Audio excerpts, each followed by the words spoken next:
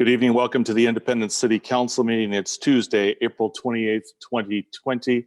We are doing this meeting on Zoom, and I'm here at City Hall along with City Manager Pessimir and City Recorder Karen Johnson.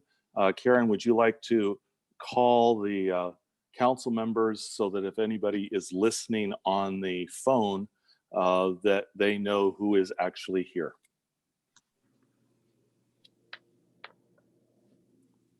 Councillor Corr. Here. Councillor Hicks. Here. Councillor Martin Willis. Here. Councillor Morton. Here. Councillor Renstrom Smith. Not present. Councillor Takis. Here. Thank you. Good to see everybody, and we'll just keep moving forward. You have minutes of the April 14 meeting in your packet this evening. Do they meet with your approval? I move to approve the minutes of April 14 as presented. Second. Second by Kathy Martin Willis. All in favor signify by saying aye. Aye. And opposed. Motion carries. Thank you very much. There are no visitor public comments. There's nobody who's entered the room, and there are no advanced written comments that have been submitted. Going on to the mayor's report, first of all, there is a proclamation I'm issuing making it City Clerks and Municipal Recorders Week. They do an important job both for us and around the state, so I'm happy to do that. Thank you, Karen. That was around, everybody was shaking their head yes, and thank you, Karen. We appreciate that. As I have reported to this council previously, the two mayors, the two city managers, our fire chief, our school superintendent, and Rex Fuller from Western Oregon University, since the COVID virus has taken hold, we've been meeting a couple of times a week, sharing ideas, common support, working on a number of different projects together. And as you will recall, we did a video on social distancing. We also undertook a lawn sign campaign. We've talked about how to get business up and restarted again, and you'll see a little bit in the council packet a little bit later, one of the things that is that came up as an idea there. And also we've taken a lead, Independence is taking a lead, but working with Dallas, Monmouth, the Chamber, and others on working how to get business up and going here locally there's a survey going out on what we can do to help. We also put together a letter to Governor Brown that I think you see on your screen now, because we are concerned that with all the things going around the United States, there are all sorts of suggestions and ideas that are, some of them are pretty wild. We like what came out of the CDC and the governor's office as using science and numbers to make sure that we don't make just an emotional response, and that we are encouraging the governor to follow through with the recommendations that she put forth, that we have appropriate social testing and appropriate tracking to before they start opening, because we do not want a second wave, which historically has been very dangerous in other pandemics at other times. So I put my name to this letter, and I'm excited to have been able to be a partner with the whole group. And I just wanted you to be aware of what we are doing and moving forward. And I just wanted you folks to be aware of that. Are there any questions related to that? I don't hear. No questions, but if you'll extend thanks to the group for formulating that letter, I'm very appreciative of that representation. So thank you. Thank you very much, Counselor. Appreciate that. Okay, we're going to continue forward. I have listed Counselor Liaison reports, and I'm going to guess, unless somebody tells me differently, that those groups have not been meeting. Is that correct? The Planning Commission has met. Would you like to make a report? Well, only that Fred summarizes it much better than I would have, and will actually be dealing with those code revisions later in the meeting. Thank you so much. And I'm going to, please go ahead, Mr. Edwards. My net hasn't met, but they've been great at sending us constant updates as to what's going on. So I could do a brief report. Please. With related to COVID-19, the employees themselves, they're being as careful as possible, trying to work remotely when possible. The physical locations are closed, but phone lines are open. They recently stopped installations, but any like technicians going out, they're allowed to only do work on the outsides. So they're being very careful there. With regard to the customers, they've been, because a lot of people are in financial difficulties right now. They're waiving late fees and not doing disconnects. So if anybody has any issues, I recommend they call and work something out. A few weeks ago, you might have noticed that there was a maintenance window that was related to the core router upgrade that's been going on. That's going to really increase capacity that we have, especially upstream, where with all this increased bandwidth, we've kind of noticed, sometimes if one's getting overloaded, we need to switch to the other, and this will help them make those switches seamlessly. That's about it. Thank you. Okay. And I'm going to guess, Parks and Recreation hasn't met. So with that, let's going to move on to Mr. Pessimir and his city manager report. So thank you, Mayor, councilors. So just to, since we were going through liaison reports with the new technology and the way we've been doing things, we're going to definitely see more activity there. I know the museum board is going to meet next week, and we're looking forward actually to getting all those boards and committees active again. So look for the announcements, and of course we'll communicate with you, but we're looking forward to doing that. Matter of fact, the museum board is going to meet on May 6th, and they are going to start looking over the conceptual layouts for the new space. So we have, I think I told you a number of times that we have entered into a contract with DECA Architects. They're doing a great job. I think they have 3 or 4 versions right now. They're working with Carly, and we're getting excited about starting to share those with everyone. After the museum board kind of has a chance to look at them, and we'll talk about potential adjustments.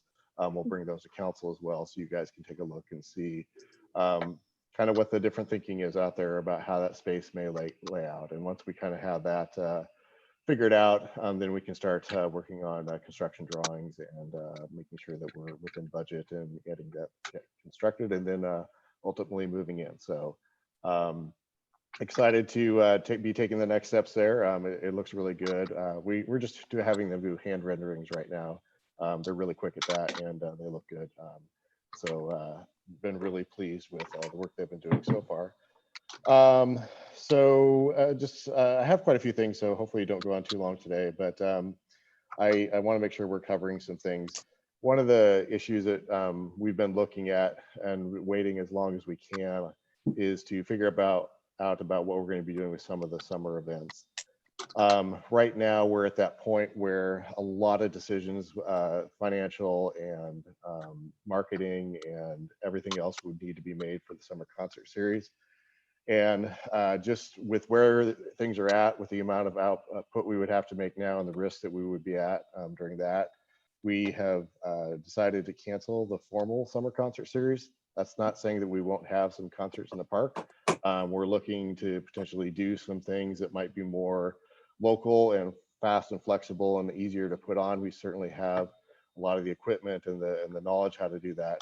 But as we've just looked at the scheduling out and the risk we would be taking, it just didn't make much sense given where we're at and where we see things coming over the summer. Independence Days, I think I was able to have a conversation with the chair of the committee today, and they're still excited about figuring out what they can potentially do. And so they have lots of ideas of ways to deal with different scenarios depending on how many people can gather. Obviously, that's going to look radically different. You know, we're not looking at fireworks for the 4th of July, but they're being creative and they're working with some of my staff to try to do some creative things. We're going to have a meeting on Thursday evening to kind of talk about through some of those ideas and figure out what's possible and what's not. And we're also going to talk about, you know, potentially just moving the date. I think when this is all over, I think Independence probably wants to have a big party. And whether that's July 4th, August 4th, September 4th, or sometime next year, I think, you know, we're all excited and we know that there would be a ton of volunteers to actually help and put something together in a rather rapid order. So we're trying to make sure that we're making smart decisions now so that we can set that up for the future. And so lots of things to follow, but I'm excited that they're still engaged and interested in trying to figure out ways to do a COVID-19 Independence Day that still respects the governor's orders, but also is something fun and entertaining for the community. So more to follow on that.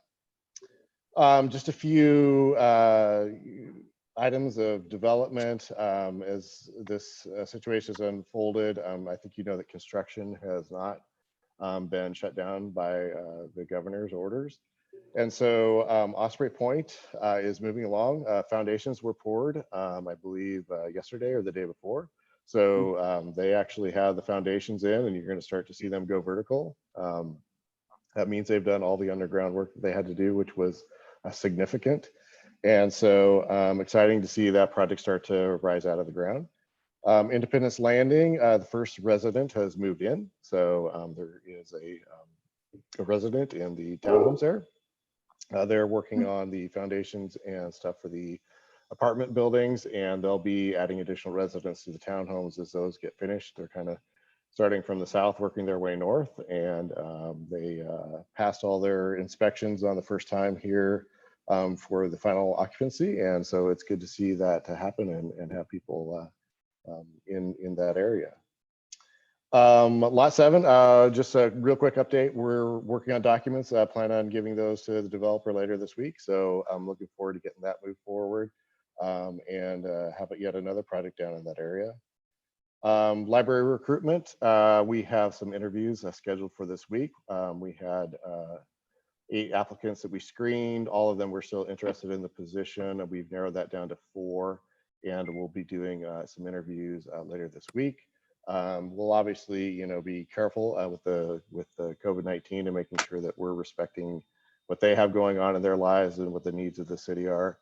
We've been out without someone kind of leading the library for a while, and one of the things I'm learning through this process is probably the most difficult thing the city's going to have to reopen is the library, because there's so many touches of books and there's so many things going on with other libraries that have to be coordinated. So we definitely need some good leadership there to coordinate and get that moved forward.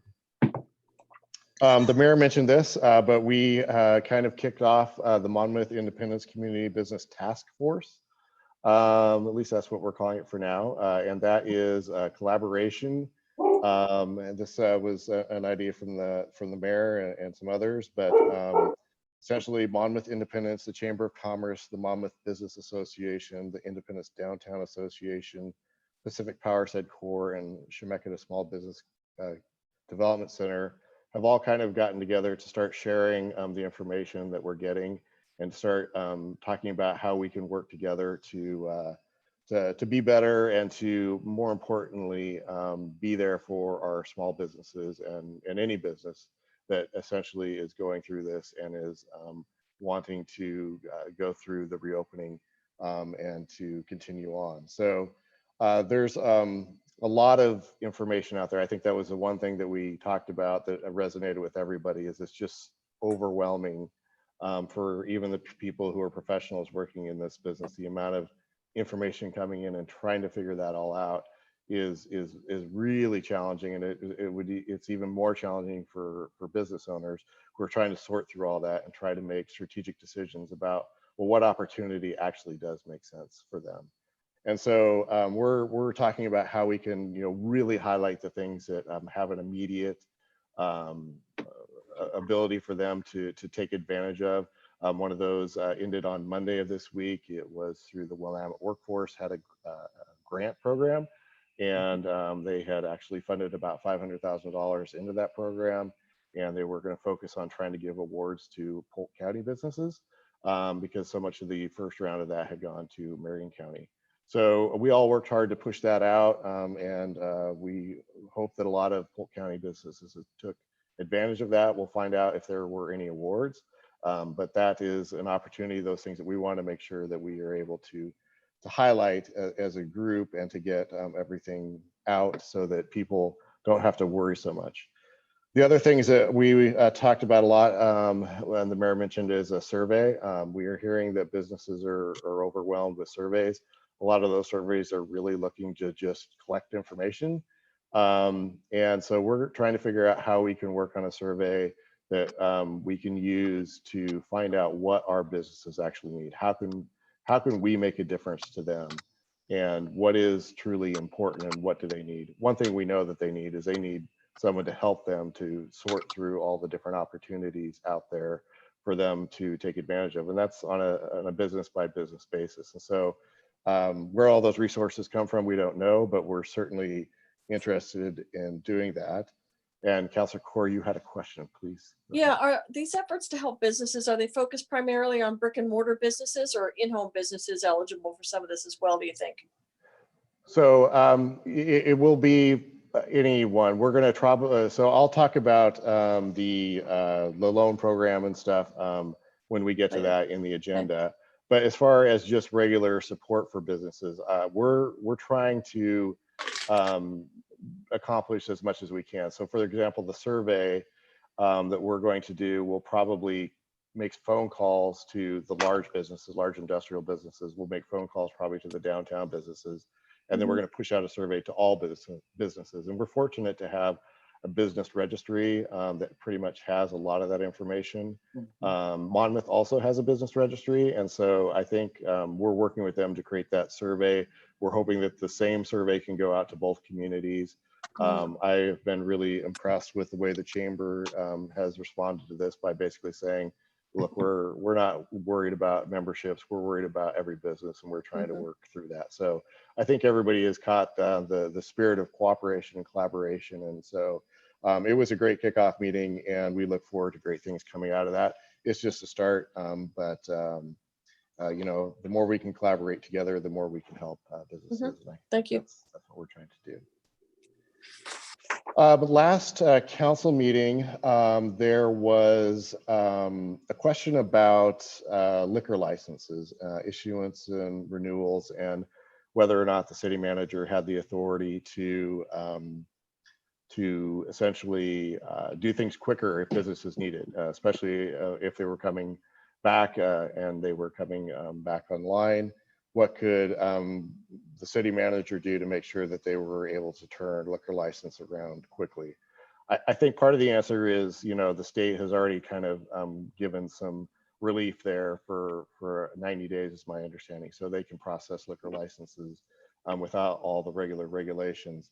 But it did bring up a bigger question of, you know, what is in the current order and what, you know, are the limitations, because the order basically says the city manager has the right to or the ability to change rules and orders, but that doesn't necessarily mean code provisions and other things. So essentially the requirement that the city council approve liquor licenses, and I'll just use this as an example, is actually founded in the state code. So it basically in the state code says that city council has to make that determination. So I think that's an example where our attorney says that really the city manager can't do that. However, at least under the current order. However, she said she probably could work on crafting something that would give temporary authority for the city manager to act in behalf of the city council in that type of situation. So I'm just throwing that out there to kind of say, you know, it's not a perfect world in an emergency. And this is like a slow moving emergency. So things are different. So I guess if you have interest in exploring that more, going beyond what's in the order, I think it would be good to have the city attorney kind of participate in a conversation with you, maybe at the next council meeting, to see what it is you're really interested in doing and what you're not interested in doing. You know, I'm certainly not looking for more authority here, but at the same time, I do see as we come into the recovery mode here that we may need to make some decisions quicker in order to make sure that people don't get bogged down in the process. So I guess with that, I'm really kind of looking to you to kind of say whether or not you want to have a larger conversation with the city attorney, or are you happy with where things are at? Is there a That sound good? precedent? Is there a precedent for making decisions in between council meetings by councilors? Can we vote on something in between meetings? Well, we could call a meeting in short Taking- order, but as far as making a decision outside of a meeting, that's a big no-no. Karen, how quickly could we call a council meeting if we wanted to? 24. Yeah, state law says minimum 24 hours. So does anybody have an objection to the suggestion that the city manager made that we can engage in our with our attorney?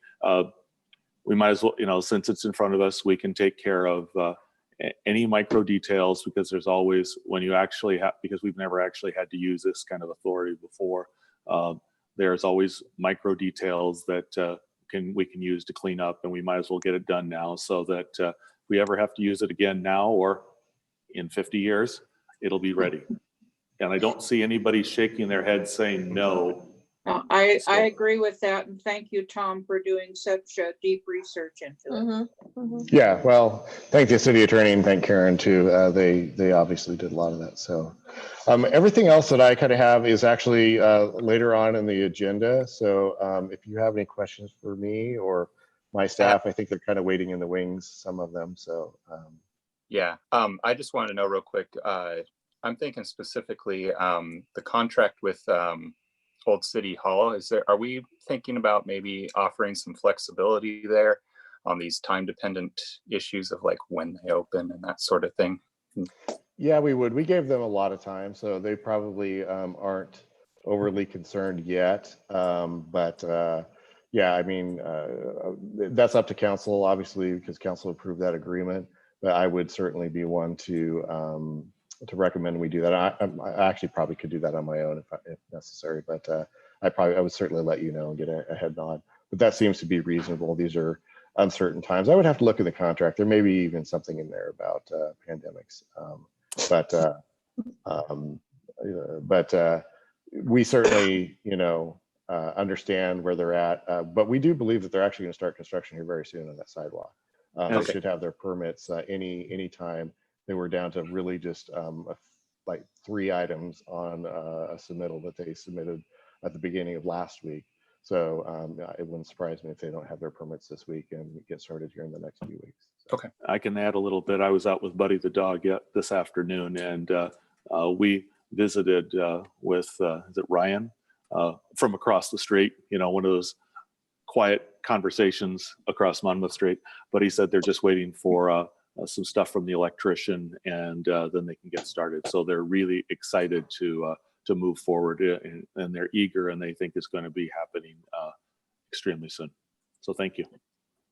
Other questions for the city manager? If not, I think Councillor Butch has the finance report. Councillor Butch, are you there? Is She's here. She's muted, so give her a second. okay. Muted. Are you there, Councillor Butch? I mean, Councillor. I know she got promoted. I like that, Mary. Oh, sorry. I'm not muted. You're okay. I can hear you. Okay. Everybody else can hear you. Thumbs up, yes. Yes, we can hear you. Please go forth. Okay. All right. I'm here. Yeah, something happened with my video, so I'm not sure what went on there. We can see you. Anyway, You're fine. I don't have a whole lot to add to my report, other than the title I saw there in the agenda. It says budget variance report, and I think that that's not really the appropriate title for it. So if that brought any questions, it was just a something that I hadn't noticed before it went out. So anyway, it's my typical financial report, third quarter. Of course, there is a budget variance report for the general fund and the 3 utility operating funds. I think the really thing to really highlight is just, you know, before the end of this quarter came the COVID-19, and we're going to feel the effects of it. This report really isn't going to show that, but we are pretty assured that revenues are going to be affected for here on out, and we are trying to respond with our budget accordingly too, in anticipation of reduced revenues and how that is going to ricochet through our budget. Other than that, if you have any questions, please. I have several questions, but in the interest of time, and I apologize for not getting this to you sooner. I think what I'll do is email them to Tom and give you an opportunity to respond that way. Okay, yeah, that would be great. Thank you. Mm-hmm. I don't see anybody else signaling or saying anything, so we're going to continue forward. Okay, I think it's Chief Mason.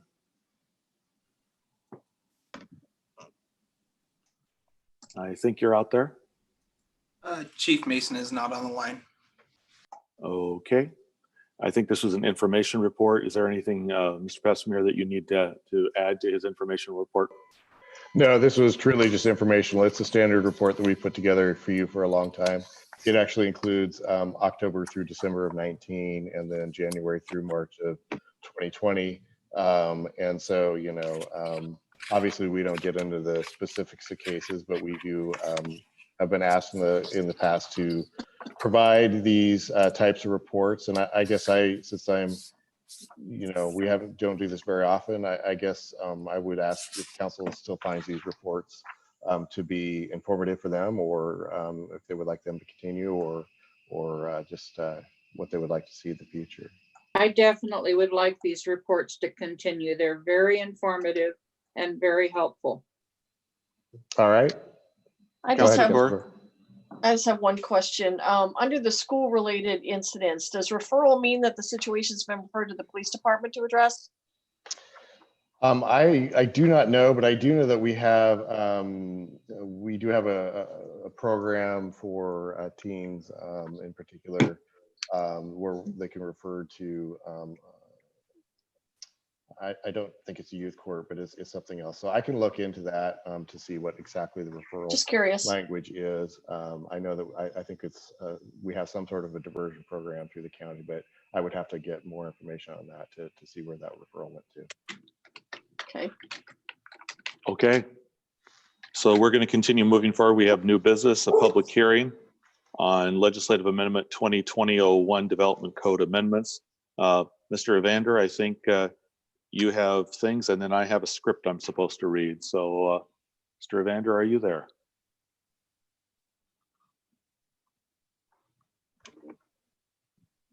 See somebody coming on. Fred, are you there? Can you hear me? I can hear you. Can everybody else hear him? Perfect. Yes. Thank you. Continue. Great. Well, it's good to be here tonight. Hope everybody's doing well. What I'm here for tonight is legislative amendment 2020-01. It's revisions to commercial standards. Now, the reason for these. Okay, Jason's telling me. I thought I turned on my video. Let me see. You have a good radio voice. Start video. There you go. We have your face now. Push. Yep, you're there now. You have my face. All right. Hey, everybody. Good to see you. All right. So anyways, revisions to commercial standards. basically what this is trying to do is essentially what the revisions to the residential standards did, take out some of the uses and put them in a matrix so we could actually look and see them all in one place. We did that for the commercial zones, and as we were doing that, we also felt that it was important to clarify just a couple of things that we were seeing within the commercial development standards. So that's really what this is doing. Now, what are some of the problems in putting uses into a matrix? We realized that some of the uses that exist in downtown, like the Masonic Hall, like the Elks Club, were not actually included as allowed uses in the downtown area. They were included within the residential areas, but not within the downtown. And we thought, well, that's kind of silly. So we added those uses to the matrix as we did that. We also, in looking at it, in the downtown and the mixed use pedestrian friendly commercial zone, accessory structures are allowed, single family structures are allowed, but it didn't actually say that you could have a garage with that accessory structure. And so we felt like we should make that clear that that is actually an allowed use as well. Also, within both the downtown residential zone, the downtown riverfront zone and the mixed use pedestrian friendly commercial zone, they mentioned live work units, but there was no definition of what a live work unit was. It seemed like it was allowed within the zone. And so we made it clear that yes, those are allowed, and we defined what they actually were. So the extent of the changes is pretty minor. You will note that it includes a matrix. So you can see on page 1, Jason, if you want to scroll down a little bit. Scroll down further, scroll down, probably one more. Nope, a few more. So the attachment, Jason.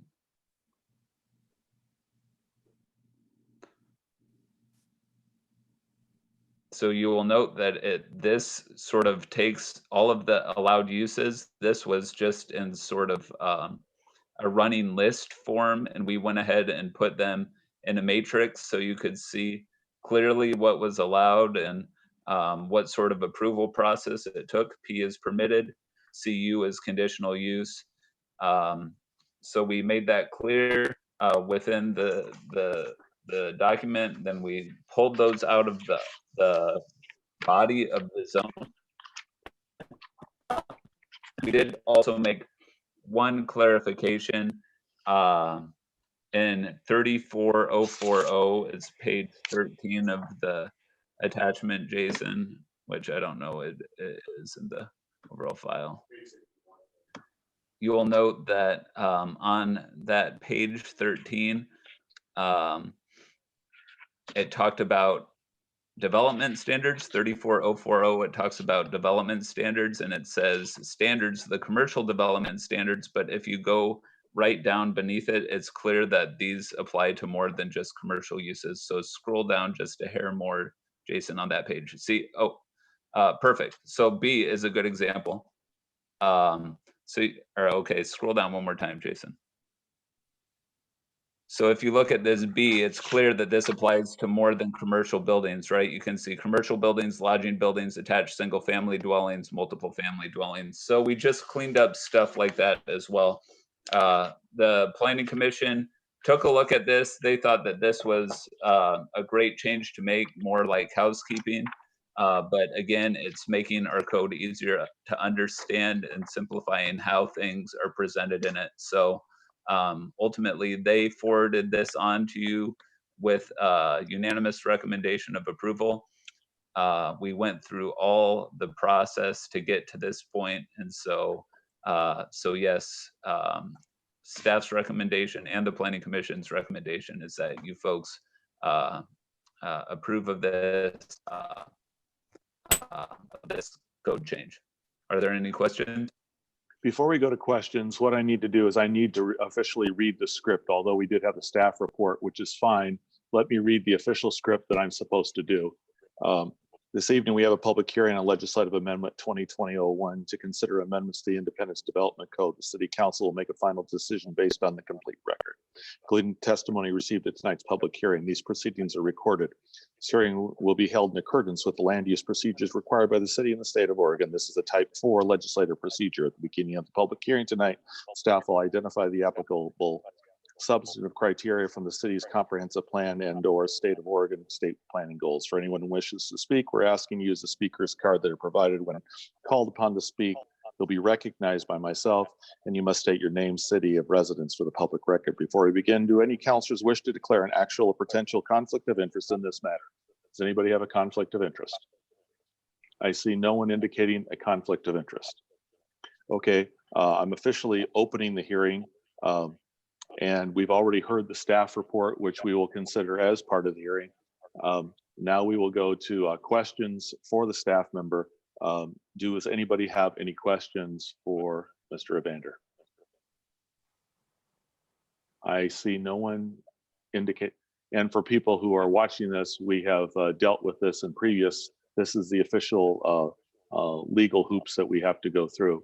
I don't see anybody having any questions.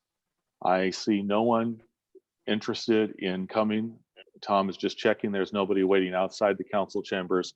So there is no additional input, no input from the public. So without objection, I'm going to close the public hearing. Public hearing is now closed. This is an action item. So there's a discrepancy between the first, second, and third motions. 2020-03 is the correct? Is it 03 or 01? Well, one of them's 2020 and the other 2019.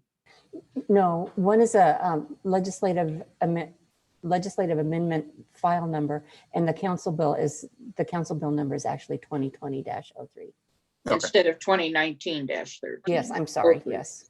Okay, well, don't we have to take the approval of the findings and conclusions in the Planning Commission report first? Yes. Yes, we do.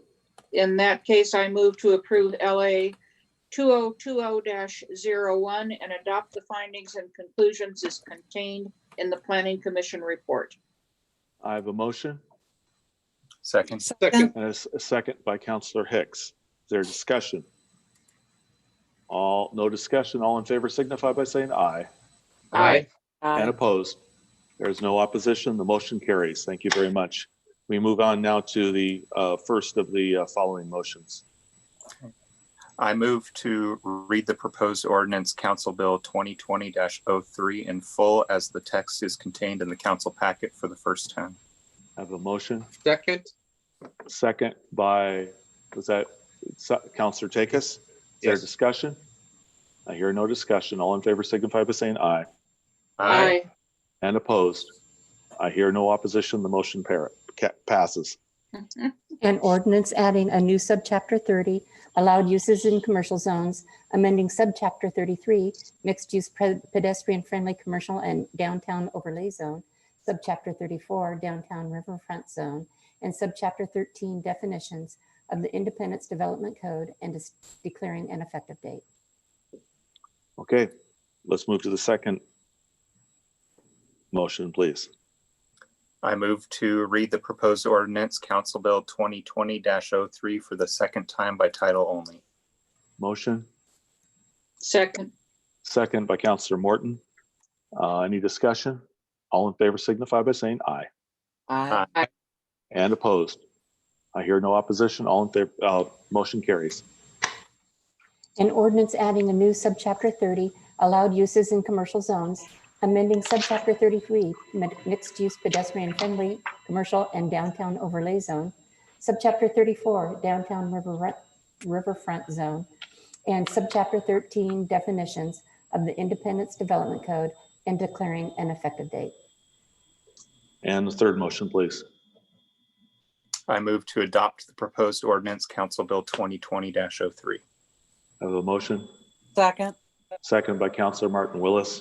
Discussion. All in favor signify by saying aye. Aye. Aye. And opposed? I hear no opposition. Motion carries. Thank you very much. The ordinance is passed and will be assigned bill ordinance number 1577. We are now moving on to the revised budget calendar. Finance Director Butch.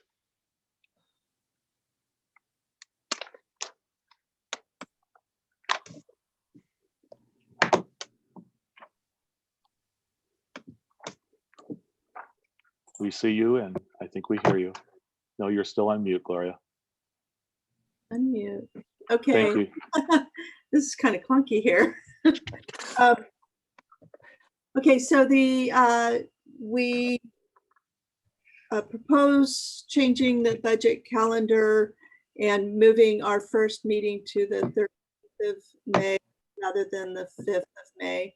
And that is primarily just because we've had to change a little bit of directions and our estimates and give our staff plenty of time to make sure that we've got a good budget going forward with all of the trying to catch up after with all of the COVID stuff that's going on and making sure that we've got a sound budget. Are any questions for the Finance Director? Yeah, one thing I'll add just before your questions is we're probably going to change the way we present the budget just a little bit. So with the date change and just the way this is going to roll out, we think probably on the first budget committee meeting, we will probably have some fairly short presentation of the material and then give you guys rest of the budget committee a week to really go through the material and make sure that they have an opportunity to really see it. We're working in kind of in a virtual world and we want to make sure that you know, not everybody's going to have a paper copy, although we'll make those available.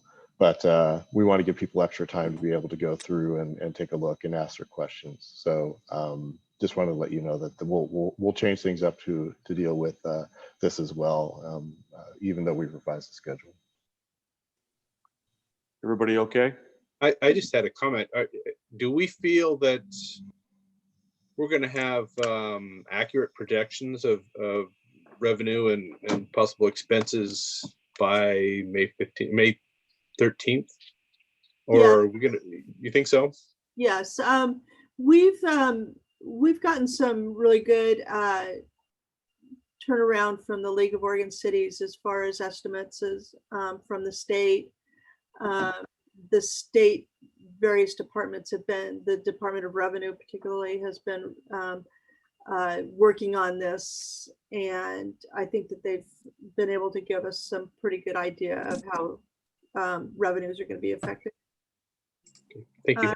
And internally, you know, our utility revenues, we can pretty much estimate on those. Okay. If someone would like to make a motion to adopt the revised budget calendar. I move to adopt the revised 2020-2021 budget calendar as presented. Second. Motion second. Discussion. All in favor signify by saying aye. Aye. And opposed? I hear no opposition. The motion carries. Thank you very much. Mr. Bessemer. Excuse me. This is actually Ms. Butch. Yeah, I'll let Gloria start and then I'll follow up because there's a lot more to this than just this one sheet of paper you have. Please here, do.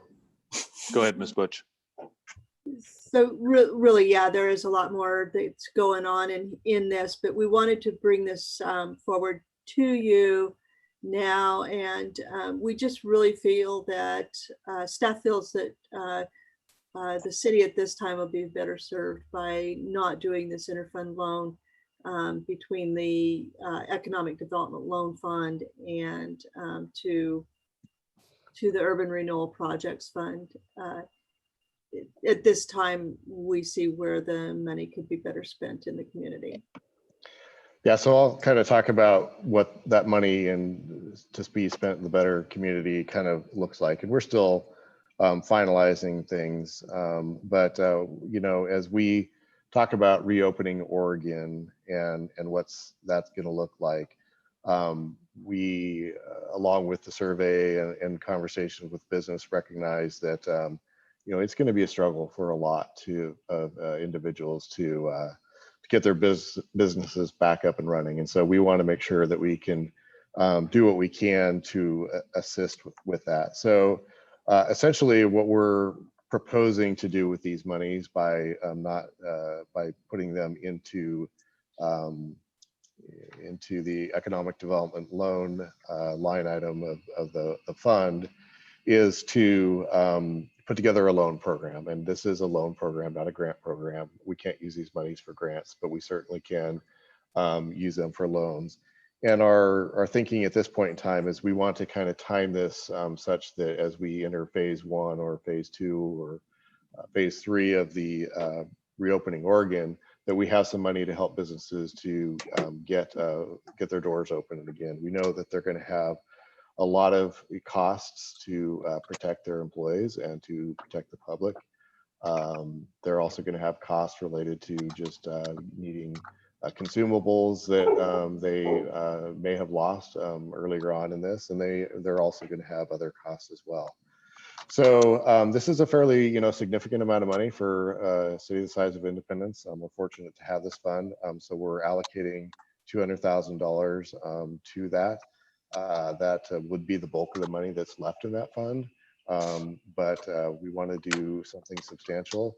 Our thinking at this point is just kind of the way this is going to roll out with phase 1 and phase 2, which we really have no idea on the timing, but probably $100,000 would be in this fiscal year and $100,000 in next fiscal year. We're allocating it for this fiscal year, so if we need to spend it all this fiscal year, we can. And we're kind of probably going to break this up into pieces, so it won't just be all 200,000 at one point in time. It'll be either in $100,000 chunks or $50,000 chunks, depending on what we see the need is. We're pretty fortunate that the Mid-Willamette Valley Council of Governments is willing to help us out with this. They've already done a lot of work to take a look at what we propose and what other people have done to kind of come up with a loan program that they can kind of manage. We'll probably partner with them and have some city staff doing some of the upfront work, but when it gets to actually approving and processing the loans, the Council of Government's willing to do that for us. So just kind of, you know, we're still haven't put the whole loan program together, although we probably can do that in short order if you guys agree that this is something that you think is important to do and approve this tonight. But these would be, you know, fairly short-term loans, 2 to 3 years with a reasonable interest rate. They'd be for small businesses, so we probably would set a cap on the size of business to being 10 or under or 5 or under. We'll make that decision once we kind of get some information back from the survey. And, you know, a lot of these loan and grant programs out there basically say if you've got an SBA loan or something that you can't get this loan, because we're kind of trying to come into this when they're reopening. We think that it's just fine to let them have another opportunity and then use this money for more of the reopening type of needs. So that's kind of our thinking right now. I'm willing to, you know, listen to what you guys might think, but we're really interested in doing something tangible for our businesses in Independence. And Councilor Core brought up the question, is this going to just be for brick and mortars or others? But I think it will be for all businesses, you know, that will be available, and then we'll have some criteria to figure out how that gets allocated if we have more demand than we have need. But we'll see. Obviously, you know, we want to utilize all the monies we have, and we hope that it can make a difference and help people get back on their feet. So, questions for the city manager? This doesn't affect any other pending projects or anything that's coming up, does it? No, it doesn't. We certainly, you know, have things going on at the Urban Renewal Agency, but it wouldn't affect any projects. As a matter of fact, we're pretty much winding down the project in the Urban Renewal Agency at this point in time. So, do you folks like this idea? I think it's a very wise step. Mm-hmm. Yeah, And, this idea came from the mayor and from a lot of other people, just all about the same time. And so we think it's going to make a big difference, and we're excited about it. It takes a whole team. Mhm. Okay.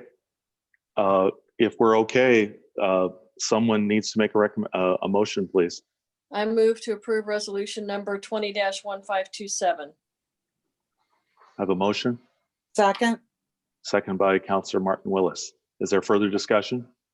I want to just say I really appreciate the work that staff have done to help put this in a position with the Council of Governments to make it work. And as I recall, I think there are only 20 cities in Oregon who are able to do something like that. And mostly it's the big dogs, but we'll be able to help our own folks here in town. And I'm really excited about being able to do that. So kudos to all those who've helped make this happen. All in favor of this motion signify by saying aye. Aye. And opposed? Well, I don't hear any opposition. Motion carries. Thank you very much. We're going to move to establishing a new bank account. I think Councilor Butt, excuse me for saying that. I don't want your job. Like my own. Yeah, I think so. You get better goodies for that. Did you want to say anything about establishing a new bank account, please? This is just a requirement of, it's a new state law that we have to have a escrow account for construction projects over a certain dollar amount where we have to withhold a retainage in the project. And so it has to go into this totally segregated account where it will earn interest, and then we pay the interest to the contractor. Great. It's a housekeeping matter. Does anybody have any questions? Yeah, I had a question. So is that interest, is that in over and above the contract, or is that just as part of the contract? Pardon me? The interest that's gained on that escrow account? The interest that's earned on the escrow account goes to the contractor, and that's over and above what they're due in payments. Yes. That's fairly standard for escrow accounts too. Right. Okay. Are there additional questions? Did we already have a motion? I'm sorry. If someone No, would, but I'd be happy to offer one. please do. So I would move to adopt resolution 20-1528, opening a construction escrow account, and approve the signers. Second. I have a motion, second discussion. All in favor signify by saying. Do we need to, excuse me. do we need to signify by motion that it goes to Umpqua Bank? I didn't hear that in the motion. Since that is in the recommended motion, I'm going to assume, Councilor Martin Willis, that you meant to include. Oh, I'm Umpqua sorry. Bank. I skipped over with Umpqua Bank. My apologies. Yes, Thank as you. amended. Thank you. Thank you. Thank you. And thank you for keeping this tidy so Karen doesn't have to come back and say, do it again. Okay. We have a motion. We have a second. We've had a discussion. All in favor signify by saying aye. Aye. And opposed. Motion carries. Thank you very much. Council announcements. Who has announcements? Does anybody There's have not much to announce right now. No. No. I wanted to share just a micro warm and fuzzy. I was out walking Buddy the dog this afternoon, and there was a gentleman in a small electric wheelchair with a little dachshund dog. And it looked like an older dog, but a very cute little dog. And sometimes he would get on the little scooter and ride. As the gentleman was crossing one of the streets and going up the ramp on the other side, somehow he kind of missed the ramp a little bit and he got one wheel stuck. And so he was stuck and he doesn't move very well. And so Buddy and I were walking along, and we saw just a person riding by on a bicycle. The guy was the older gentleman was obviously stuck. And the guy got off his bicycle, hustled over, and helped push that heavy vehicle, little cart up. We helped a little bit, and dogs talk with each other. But it was just wonderful to see, a person just riding by, doing the right thing. The gentleman couldn't have done it by himself, and he would have been stranded out there just a little bit. It's just the right kind of thing. And so I guess what I'm saying is that it's a time of challenge in so many ways. We have anxieties, we have positive tests here and there. We're trying to figure out how best to move forward.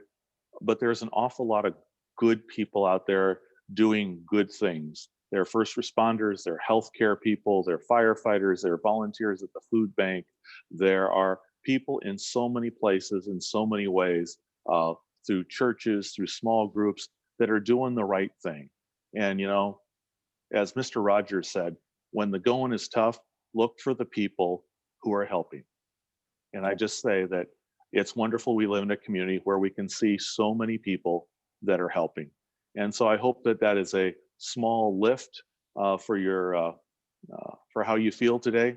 I want to commend council for doing some for today's loan program, because that's going to make a real difference to a number of people. And this is another project that will move at the speed of independence. And I think the business people will appreciate it. So with that, if somebody will say the word adjourn, we can all go home. Let's adjourn. All in favor, say aye. Aye. Aye. And no opposition. Have a pleasant evening. Thank you very much.